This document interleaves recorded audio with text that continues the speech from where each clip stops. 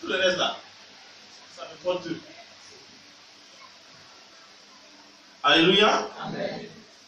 On ne va pas, disons, on va parler d'un thème, d'un truc important, en moins de 30 minutes, c'est tout. Et puis nous allons aller célébrer les enfants, mais nous allons prêcher et la parole de Dieu.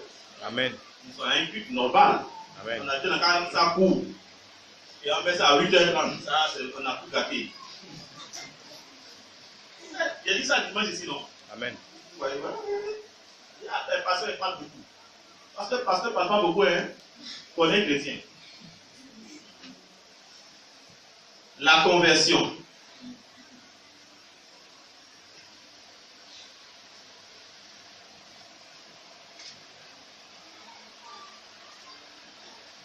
Acte 3.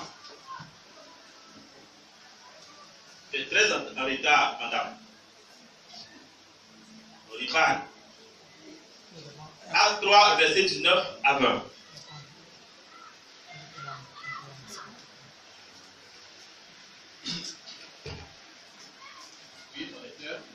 Acte 3. Oui. Acte 3, le verset 19 à 20. Nous lisons la parole de Dieu par sa grâce. Répentez-vous donc et convertissez-vous pour que vos péchés soient effacés, afin que des temps de rafraîchissement viennent de la part du Seigneur et qu'il envoie celui qui vous a été destiné, Jésus-Christ. Amen. Amen. Ça te dit un peu avec ce passage-là. La conversion. Repentez-vous donc et convertissez-vous, afin que les temps de rafraîchissement viennent de la part du Seigneur. Convertissez-vous, repentez-vous et convertissez-vous. Donc, la repentance. La repentance. Sans la repentance, il n'y a pas conversion. La repentance. Il dit, repentez-vous donc et convertissez-vous, afin que des temps de rafraîchissement viennent de la part du Seigneur. Il n'y aura pas de rafraîchissement chez toi. Rafraîchissement.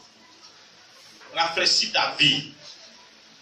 Repentez-vous et convertissez-vous. Donc la repentance, c'est elle qui engendre la conversion. La repentance. On a parlé de la confession. Les gens souvent se mettent quelque part, puis quelqu'un est caché quelque part là-bas. Oui, hier j'ai tué, j'ai cherché pas. Oui. Hier j'ai fait ceci. Oui. Hier j'ai fait cela. Oui. Prêtre, pasteur, oui. Hier j'ai fait ça. Et on a fini de faire parler net. Il s'en va faire encore la même chose. Ça, c'est pas ce qu'on appelle la repentance. La repentance, c'est changement de voie. C'est la décision qu'on prend de changer nos voies, de ne plus continuer dans ce qu'on fait. C'est se détourner du mal qu'on faisait auparavant. Après avoir pris une décision, une résolution ferme. Donc la voie, les mauvaises voies dans lesquelles tu étais, que Dieu n'approuve pas, et détourne de ces voies. C'est ça la repentance. Et donc, repentez-vous et convertissez-vous. Donc celui qui ne change pas de voie, donc celui qui ne se repent pas, ne peut pas être converti. Donc on ne peut pas parler de conversion. C'est celui qui n'a pas produit la repentance. On n'a pas dit celui qui est venu dire, ou bien qui a pris sa bouche pour parler. Dieu, je demande pardon, ceci, là, ici, hier, j'ai fait ça, l'année passée, j'ai fait ceci, cette année, je préfère comme ceci, comme cela, la bouche ceux qui parlent. Ce n'est pas ça la repentance. Et s'il n'y a pas cette repentance authentique, donc par la parole de Dieu, il n'y a pas de conversion.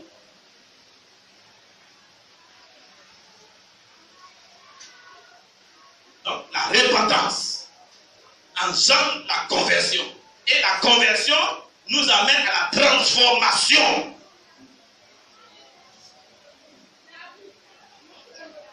Donc tu ne peux pas être transformé si tu n'es pas converti. Donc répentez-vous.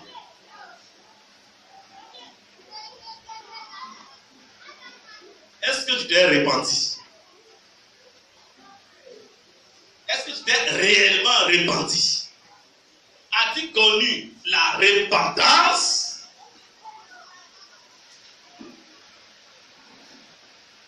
As-tu connu la repentance? La repentance implique le cœur. Implique le cœur. C'est-à-dire, c'est ton cœur qui ne veut plus ces choses. C'est ton cœur qui est décidé à avoir une autre vie, qui est fatigué de sa manière de vivre, qui est fatigué de cette mauvaise voie et qui n'en veut plus. Alors, on décide de se repentir.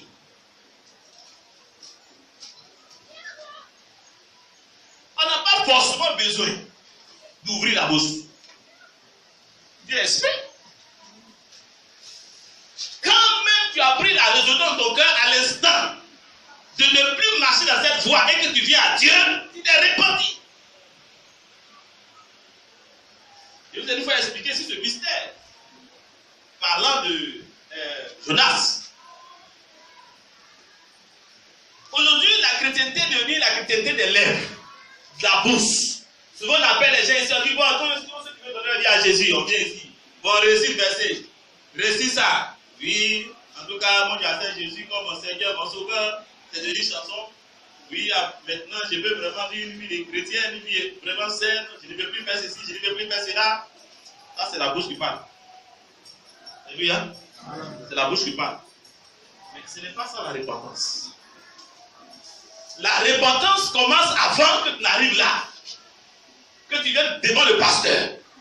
Que tu viennes devant les gens, tu t'es déjà repenti. Parce que Dieu est esprit, il connaît ton cœur, il voit ton cœur, il marche avec toi dans ton cœur. Il marche pas avec toi par ta bouche, par tes paroles, mais par ton cœur et tes actions. Et donc aujourd'hui, nous avons ce problème. Conversion. Tu ne peux pas être converti sans aimer Jésus. C'est pourquoi vous avez posé la question. Est-ce que vous aimez réellement Jésus?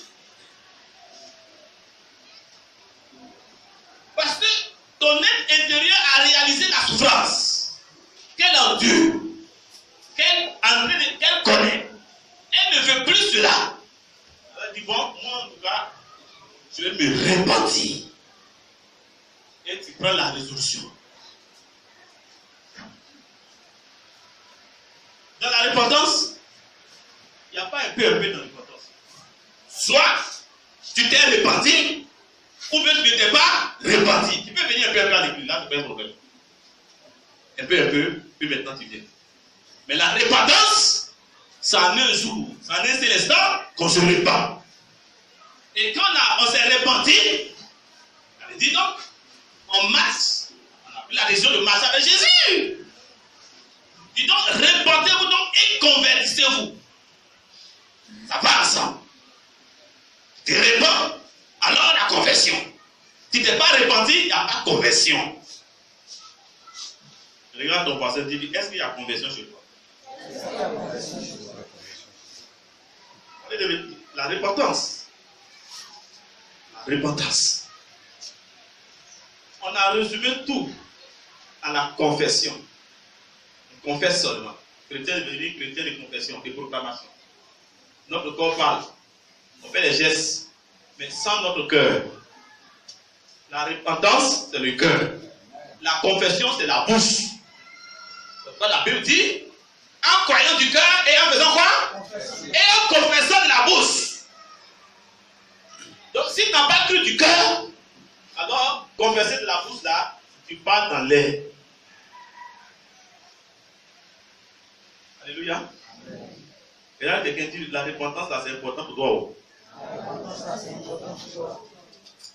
Donc, repenti, normalement, on doit avoir changement.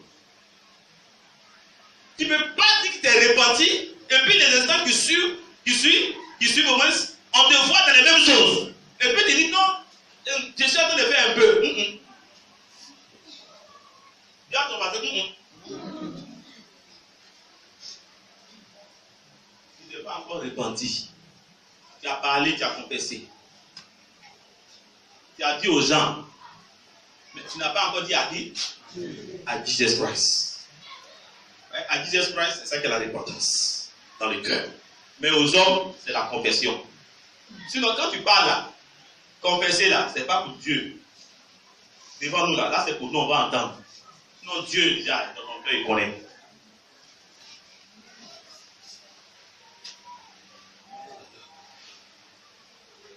Si la vie chrétienne n'est pas comme ça, nous n'allons pas marcher avec Jésus. Nous allons marcher avec les hommes, mais pas avec Jésus-Christ.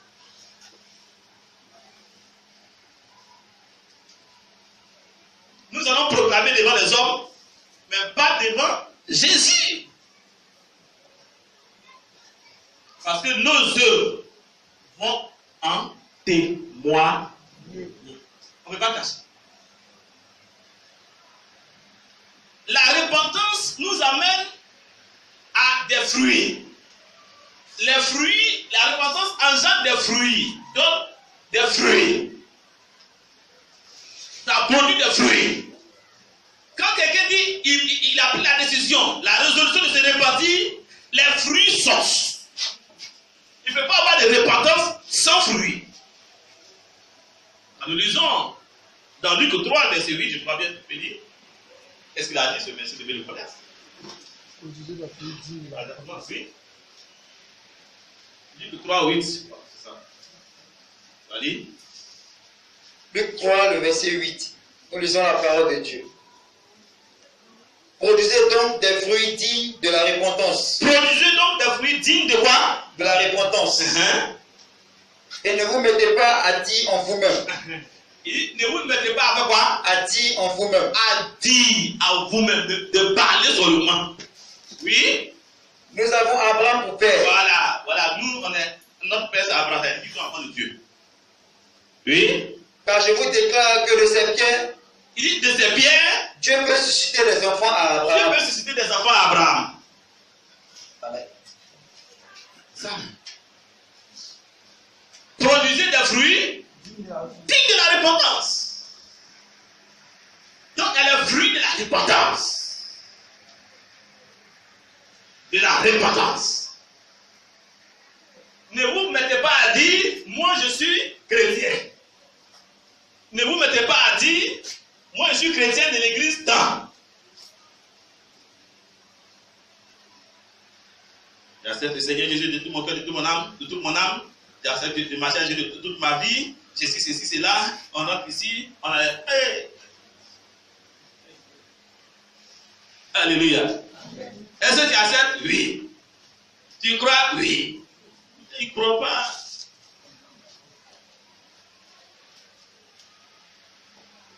Tu ne crois pas? Il n'est pas prêt à la repentance. Mais il est prêt pour ce que Jésus va faire pour. Alléluia. Gloire à Dieu. La repentance est incontournable dans la vie de quiconque vient à Dieu. La repentance enlève le péché. S'il n'y a pas de repentance, il n'y a pas de pardon. C'est quand il y a repentance, une vraie repentance, que le pardon vient, que l'expiation arrive. Sans diffusion de sang, il n'y a pas de pardon. Donc le pardon permet à nos péchés d'être expiés. Si nos péchés ne sont pas expiés, le sang de Jésus n'a pas coulé. Le sang de Jésus n'a pas purifié. N'a pas lavé de tous tes péchés. Comment est-ce que tu peux prétendre te présenter devant Dieu? C'est une grande question.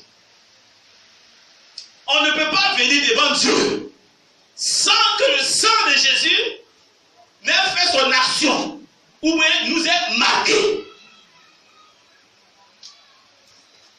Alléluia. C'est très important. La Bible dit que nous avons libre accès au sanctuaire par le moyen du sang. Sans le sang, tu ne peux pas aller dans la présence de Dieu. Personne ne peut aller dans la présence de Dieu sans le sang. C'est le sang qui nous donne l'autorisation de rentrer dans la maison du grand Dieu, du grand roi. Qui es-tu? C'est le sang de Jésus qui nous a ouvert la porte nouvelle, la porte des cieux, la porte du royaume, la porte du grand roi. Et toi, tu dois te présenter devant le Dieu vivant par le sang de Jésus-Christ. C'est important.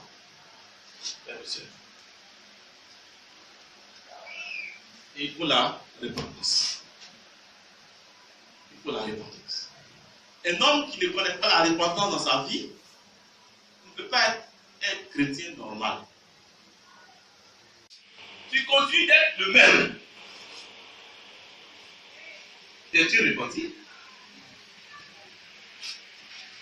Alléluia. Je pose la question, t'es-tu repenti? Non. Pourquoi si t'es repenti, et puis tu continues d'être le même? Pas possible. Si tu réalises que ces péchés-là sont encore dans ta vie, prends la décision de la repentance.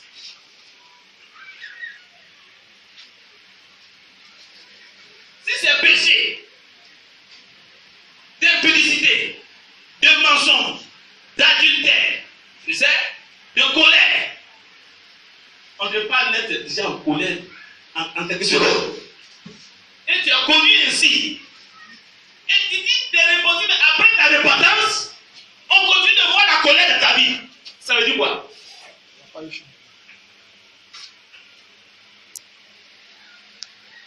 Il pose la question. Regarde ton ami, ton voisin. Les fruits de la repentance. Où sont les fruits de la repentance? La même Catherine.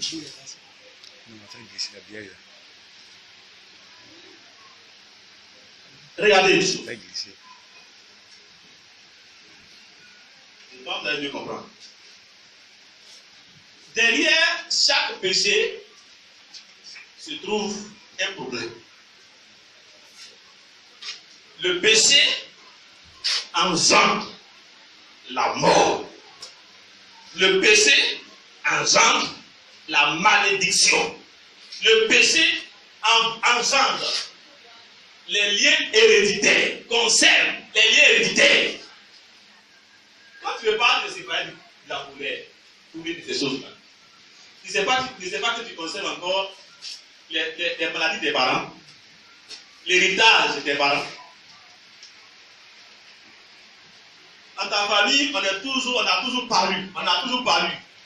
Mais convertis-toi.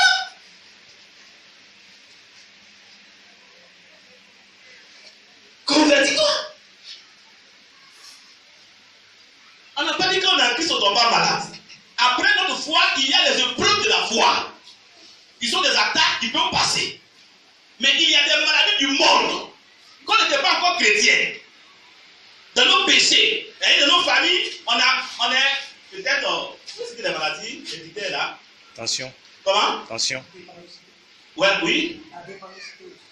La drépanocytose. Encore? La tension. La tension, diabète, rhumatisme, et ainsi d'autres. La conversion résout ces problèmes.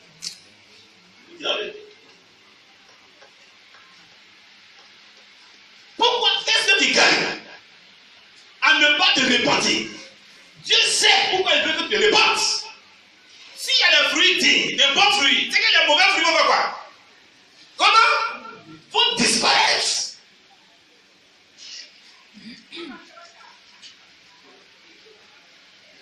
La conversion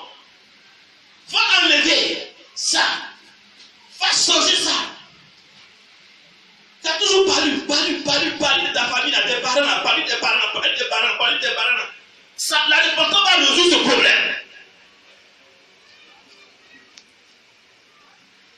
Donc la repentance produit des fruits. Pas des fruits dignes de la repentance. C'est-à-dire les fruits que la repentance engendre. Alléluia. D'ailleurs, quelqu'un dit oui, c'est important de se repentir. C'est important de se repentir. Alléluia. Lisons 1 Thessaloniciens 1 verset 9 à 10.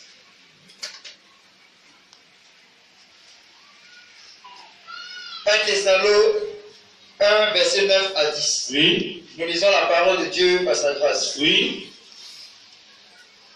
Car on raconte à notre sujet. Car on raconte à notre sujet. Quel accès nous avons eu auprès de vous? Quel accès nous avons eu auprès de vous? Et comment vous vous êtes convertis à Il Dieu? s'adresse aux Thessaloniciens, oui.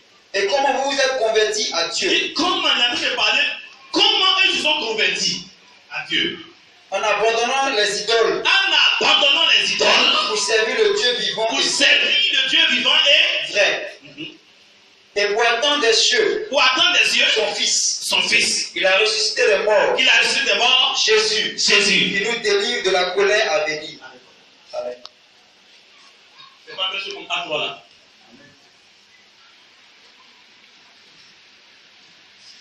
Il dit comment on raconte comment ils se sont convertis à Dieu. Donc il y a une manière de se convertir.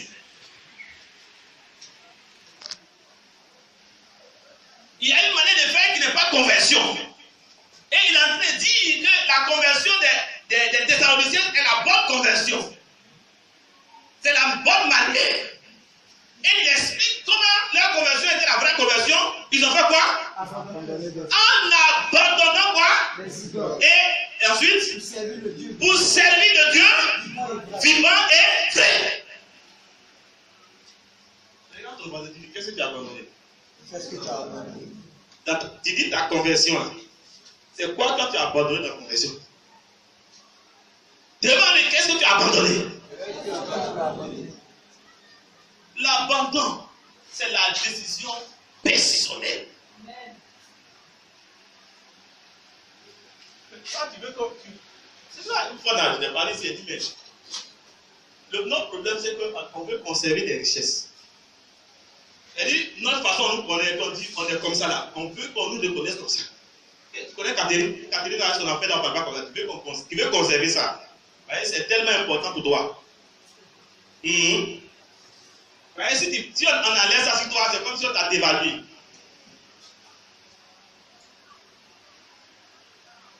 Ta valeur là. Et toi, tu me connais. Tu me connais là. C'est ça là. Tu ne veux pas perdre ça du tout. Si tu perds ça, c'est que tu es vaincu. Et comme tu ne veux pas être vaincu, tu veux conserver ça. Là, quand on va te faire quelque chose, tu vas dire, est-ce que tu me connais? Regarde dans ses yeux. Regarde dans ses yeux. Est-ce que tu me connais? Est-ce que tu me connais? Et demande-lui, toi, c'est qui? Dis-moi, je te connais, tu veux le fils du diable.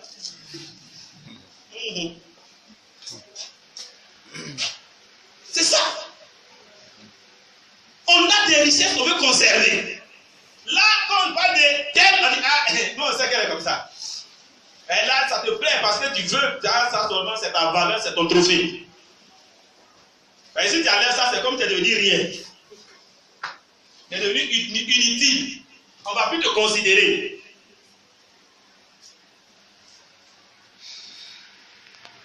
Et c'est à cause de ces richesses-là qu'on lutte avec Jésus. On ne veut pas se convertir. On ne veut pas se repentir. Parce que là où on doit intervenir, si on a accepté la repentance, on est devenu vil. Et là, quand on va te discuter au marché, tu n'as plus parlé. Ah, non, c'est que ça. Non, non, non. Moi, en tout cas, je veux continuer de faire. Pour moi, là, ça ne doit pas rester à l'étranger. Ça, c'est ma marque.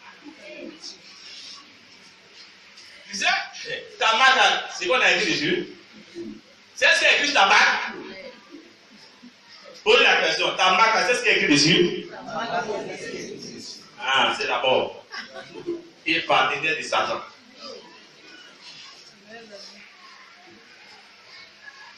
Je ne veux pas être partenaire de Satan.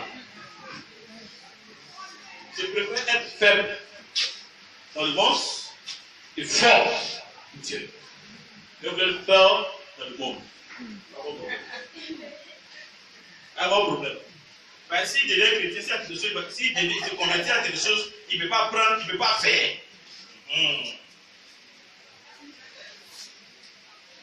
Demande ton voisin. Tu peux quoi au juste? Et si, c'est sérieux. Si dès le début, nous tous on est passé par là. Quand je voulais me convertir à Jésus, je me suis arrêté. Je ne sais pas dire ça ici. Un matin à 8h, je me suis arrêté comme ça. Mais qu'est-ce que moi je perds en acceptant réellement Jésus? C'est tout ça que j'ai calculé. Oui, oui. Dans ma calculatrice, il y avait tous les dents. Tout ça, c'est dedans. Tu connais pas, tu connais pour toi. On se connaît, on est assis là, la maquette est là, c'est un droit. Tu connais dans ton fichier là, c'est qu'il y a dedans. Que tu ne veux pas laisser. Demande pour toi là, c'est quoi? C'est la vérité. Pour d'autres, c'est pas. S'il a pris la maison qu'il a laissée, il ne peut plus rien derrière. Il ne peut pas changer. Il sait que Jésus change les gens. Donc si Jésus le change, il va manquer d'autres. Dis à ton voisin, ça c'est quoi ça? Les gens du moulot. C'est ça? On y va? Moulé. Voilà. Moulé. Hein? Tu veux Jésus ou bien tu ne veux pas Jésus? La question. Je vous dis la vérité. La conversion, là, ça change tout. Moi, je suis passé par là. J'ai pris la résolution de ne plus manifester la colère. J'ai pris la résolution de ne plus chercher femme. J'ai pris la résolution de ce qui est à moi, de laisser tomber. Si on veut, on a qu'à dire tout ce qu'on dit que je suis, n'est pas le principe de faire, c'est le problème des gens. Ça ne tue pas. Donc, c'est toujours fort. Quand on parle à faire, si tu me connais, moi dans mon affaire, on ne parle pas comme ça.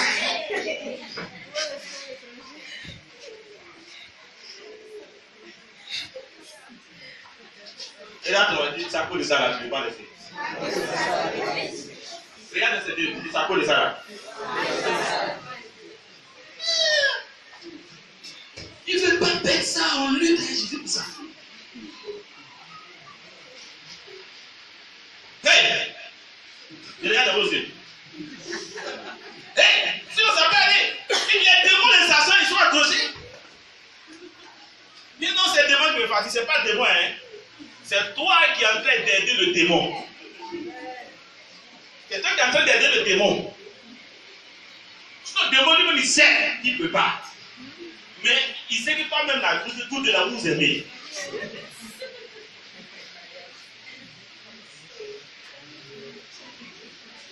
Quand tu dis que tu n'aimes pas le démon, c'est pas tu l'aimes. Quand il dit que tu n'aimes pas le démon, il faut dire que je n'aime pas ses œuvres qui lui fait, ça me fait mal. Sinon, lui-même, tu l'aimes. Parce que si tu ne l'aimes pas, tu n'as pas fait ses œuvres. J'aime Jésus, c'est pourquoi je fais pour lui. Quand tu dis que tu aimes Jésus, fais pour lui. Il dit que tu n'aimes pas Satan, non? Laisse pour lui là. En réalité, peut-être tu l'aimes.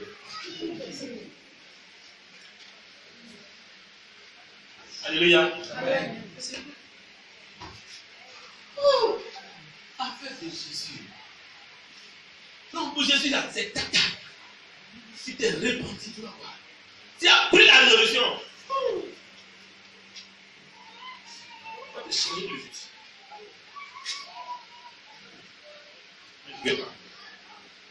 Alléluia. Amen. Gloire à Dieu. Amen. Gloire à Dieu. Amen. Qu'est-ce que tu veux? Fais de choix aujourd'hui. Choisis Jésus. Choisis le petit démon. Ben lui, c'est un petit démon. Tu veux qui? C'est comme ça qu'on faisait avant l'Ancien Testament. Quand on finit de lire la loi jusqu'à on dit bon, choisissez maintenant. On dit choisissez maintenant entre l'Éternel et Baal. Vrai ou faux? On dit choisissez. Qui voulait vous servir? Baal ou l'Éternel? À toi le choix. Tu choisis qui? Donc, si tu veux choisir l'Éternel, donc choisis ses œuvres. À toi de faire.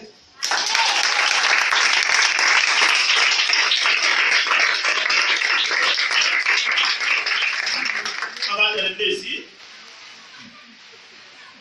Lisons Ézéchiel dans 18, le verset 30 à 32. Ézéchiel 18, le verset 30 à 32. Nous lisons la parole de Dieu par sa grâce. C'est pourquoi je vous jugerai chacun selon ses œuvres, selon ses voies. Maison d'Israël, enfant de Dieu, dit le Seigneur, l'Éternel. Revenez et détournez-vous de toutes vos transgressions. Oui, détournez-vous de toutes vos transgressions. Afin que l'iniquité ne cause pas votre ruine. Oui, que l'iniquité ne cause pas votre ruine. Verset 31. Oui. Rejetez loin de vous. Rejetez loin de vous toutes les transgressions par lesquelles vous avez péché. Faites-vous un cœur nouveau. Faites-vous un cœur nouveau. Et un esprit nouveau. Pourquoi mourriez-vous? Maison d'Israël. Verset 32. Oui. Car je ne désire pas la mort. De celui qui meurt. Dit le Seigneur. Oui. L'Éternel. Convertissez-vous donc. Il dit convertissez-vous donc. Et vivez. Amen. Est-ce que tu vois? Quelle est la conversion à quoi? Dieu veut que tu vives. Dieu veut que tu vives. Dieu veut que tu vives. La conversion, on a dit que ça engendre un cœur nouveau. Il faut un cœur nouveau. Dieu faites-vous un cœur nouveau. Convertissez-vous donc. Et vivez. Si tu ne te convertis pas, tu te fais du mal à toi-même. Parce que la mort va te poursuivre. La repentance, c'est la solution à la mort. C'est la solution aux maladies héréditaires programmées par Satan pour nous tuer. Dans le monde, Satan a mis des choses en œuvre dans la lignée de nos familles, dans nos lignées familiales, pour nous tuer, pour nous détruire, pour nous rendre malheureux. Tout ça, c'est la mort, la ruine. Et dis donc, si il n'y a pas de conversion, vous voyez, vos habitudes là vont vous conduire à la ruine. La colère de beaucoup de personnes, amertume, tu vas pas comprendre un peu de fâché chez ces femmes, ces personnes ont souvent hérité ça de leur famille. Dans ta famille, toi le père il est polygame. Et depuis longtemps, la polygamie est devenue c'est pas une règle, mais une loi de la famille. Pour toi, peut-être que pour certains, ce n'est pas légalisé. Mais ça amène à avoir plusieurs femmes. Une seule femme ne te suffit pas. Quand tu vois ça, tu tires dessus. Quand tu vois ça, tu tires dessus. Quand tu vois cette vidéo. Alléluia. C'est vidéo. Maintenant, on dit, Jésus avait dit, répands-toi. Pour que tu sois délivré de ça. Et que tu ne meurs pas. Toi, non, tu ne te répands pas, tu as fait un peu. Mais lui aussi va rester là toujours. Un peu ne résout pas le problème du péché. Ça ne résout pas le problème de la mort. C'est la repentance. Il dit, afin que les temps de rafraîchissement, le rafraîchissement c'est la restauration. Restaurer ta vie que Satan a endommagé, a détruit par les liens de sang familial. La Bible dit que le péché est héréditaire depuis Adam. Nous avons hérité le péché. Elle dit nous avons hérité le mal, la maladie, la malédiction. Et la repentance est la réparation. Mais tu ne veux pas te repentir. On a parlé ici. On n'a pas donné la prière, mais tu veux la prière. Il faut te repentir. Ne cherche pas à conserver ces choses. Non. Au contraire, cherche à les perdre. Ne cherche pas à les valoriser. Parce que derrière ça se cache beaucoup de choses que tu ignores. Que le diable utilise pour détruire. Pour détruire ton avenir. Pour détruire ta destinée. Est-ce que tu peux laisser Dieu te transformer, te changer? Pourquoi es-tu toujours colérique?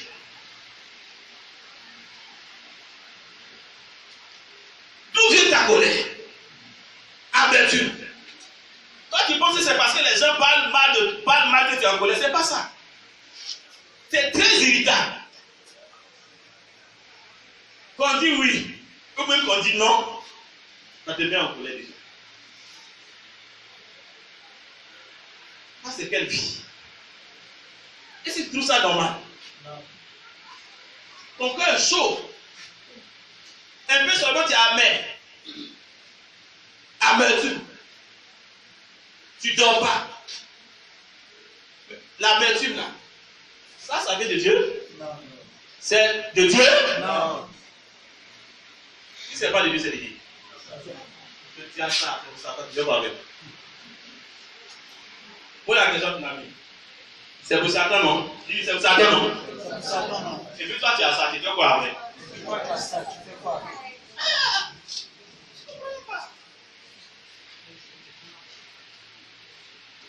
C'est la chose de Satan. Et puis tu le chasses. Il va partir où? Il va partir où? Tu as sa chose. Et puis tu prends ta bouche pour parler. Au nom de Jésus. Au nom de Jésus. Au nom de Satan. Au nom de Satan.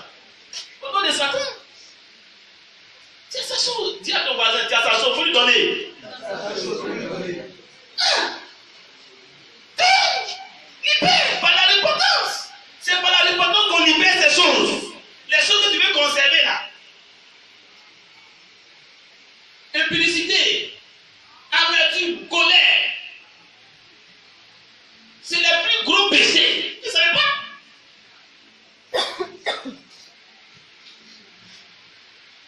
Et ces péchés-là ne vous permettent pas d'aller en prison de Dieu.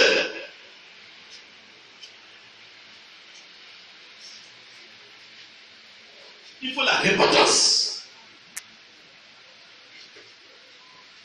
On a dit quoi? Il faut quoi? La repentance. Il faut quoi? La repentance. Il faut quoi? La repentance. Après la repentance, il y aura quoi maintenant? La conversion. Et la conversion, qu'est-ce que tu vas recevoir? La transformation. La transformation, ça nous amène quoi? La vie. La vie. Afin que les temps de rafraîchissement viennent de la part de qui? De Jésus. Jésus va voir le rafraîchissement. Le rafraîchissement, il va guérir la situation. Maladie héréditaire, là, il va envoyer un rafraîchissement. C'est sec, tout est gâté. Le diable a tout gâté. Donc, les temps de rafraîchissement doivent venir de la part de qui? De Jésus. Donc, il t'attend par la repentance. Donc, il dit, ah mon ami, je suis là, je t'attends. Réponds-toi, j'ai envoyé le rafraîchissement. Dieu ne peut pas mentir comme sa parole qu'il est meilleur. Il dit, afin que quoi? Viens le temps de rafraîchissement. Donc notre temps là, c'était pour Satan. Laisse ça. Réponds-toi pour que le temps de Jésus, que le rafraîchissement là, vienne. C'est repentance. C'est pas repentance qu'on a demandé. C'est pas repentance. C'est la paix. On fait quoi? Regarde son deuil. On fait quoi? Tu veux qu'on fasse quoi? T'es-tu reparti? T'es-tu reparti? Tu veux finir la colère? Tu veux finir l'amertume? L'animosité? Femme? impudicité, jalousie, répands-toi. Que le Seigneur bénisse. Que le Seigneur bénisse. Que le Seigneur délivre.